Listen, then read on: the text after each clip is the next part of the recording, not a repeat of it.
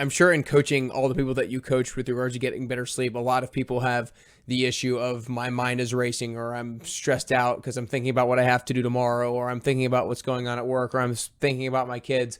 What are some of the strategies that you found most effective for people to quiet their minds so that they can fall asleep more easily?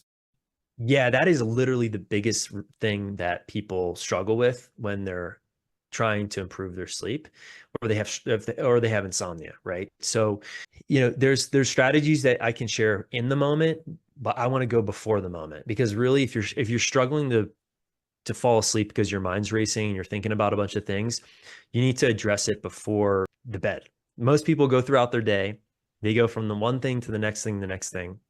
There's no mental rest.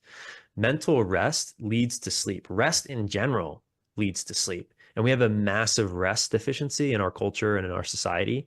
And one of the ways that you can start to rest is actually take little breaks between your transitions. So let's say you're going from work to pick up your kids. Like, that's a transition. Let's say you're going from one meeting to another meeting.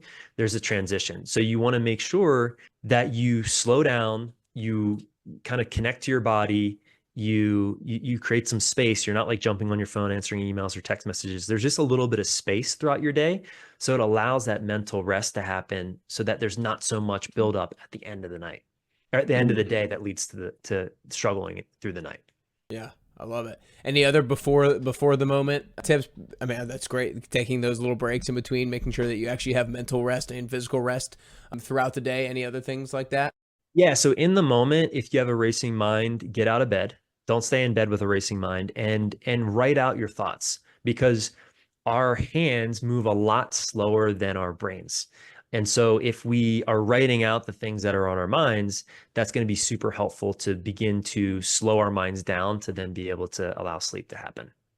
All right, the next topic everybody is going to love: caffeine and alcohol. We already talked about kind of how caffeine impacts sleep from the buildup of adenosine. It blocks the adenosine receptor, so we don't necessarily feel that sleep pressure. And you said it has a half-life of 6 hours, so oftentimes, especially if people are slow metabolizers of alcohol, that caffeine might be blocking sleep pressure for 6, 8, 10, 12 hours for some people, impacting their ability to fall asleep. So what is your real quick take for most people when they should have their last sip of caffeine, if you will?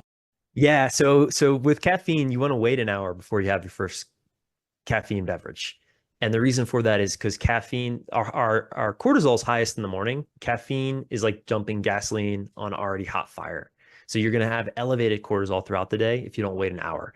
So first thing you do is hydrate. You don't want to have caffeine really later than noon, but it just depends. Again, if you're a fast metabolizer, then you might be able to get away with a little bit later. For most people, though, noon is generally the cutoff, or earlier. Like, like that afternoon cup of coffee or espresso at like 3 o'clock or 1 o'clock, when the energy's starting to dip after lunch, is not ideal for sleep. Yeah, yeah. Well, I can't say that I'm personally not guilty of that sometimes, but I luckily think I'm pretty. Luckily, I think I'm a pretty fast metabolizer of caffeine, so sometimes I use that excuse. But let's transition to the alcohol.